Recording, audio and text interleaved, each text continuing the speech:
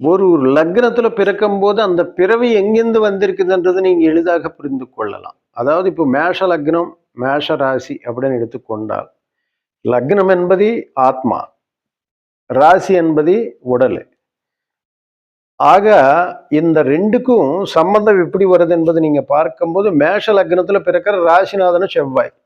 செவ்வாய்ன்னா என்ன? இரத்த உறவுகள், பிளட் ரிலேஷன்ஸ். ஆக நீங்க முன்ஜென்மத்துல உங்க பிளட் ரிலேஷன்ஸ்ல, அதாவது அண்ணன் தம்பிகள்ல இருக்கிறீங்க. உங்களுடைய பிறவி என்பது எங்கிருந்து வந்திருக்கிறது? உங்களுடைய பிளட் ரிலேஷன்ஸ்ல இருந்து வந்திருக்கிறது. அப்போ நீங்க அண்ணன் தம்பிகளோடு தான் பிறக்கிறீங்க. அண்ணன் தம்பிகளோடு பிறக்கும்போது அந்த அண்ணன் தம்பிகளுக்காக நன்மை செய்கிறதோ, அல்லது கடன் கட்டுவதோ, அல்லது அவங்களுக்கு மூலமா நன்மை அடைகிறதோ, அல்லது அவங்களுக்கு நீங்க நன்மை செய்கிறதோ, இது போன்ற விஷயங்கள் நீங்க அனுபவிக்கிறதுக்காக அந்த லக்னத்துல நீங்க பிறப்பீர்கள்.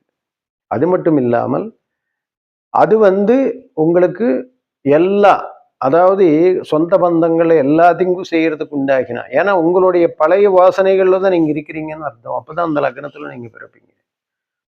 அப்போ சிலர் அவங்களுக்கு யார் யாருக்கு நன்மைகளை செய்ய வேண்டியது இருக்குதோ அவங்களுக்கு நீங்க நன்மைகள் பண்ணுவீர்கள். அது போலவே யார் யாரின் மூலமா துன்பங்கள் அனுபவிக்க நேரிடுமோ அது அனுபவிப்பீர்கள். ஆக மேஷ லக்னத்துல பிறக்கிறது என்பது நீங்க உங்களுடைய இரத்த உறவுகள்ல இருந்து மீண்டும் பிறவெடுத்து வந்திருக்கீங்கன்றது பொருளாகிறது. அதன் வழியா நீங்க உங்களுடைய கடன்களை தீர்த்து கொள்ள வேண்டும்.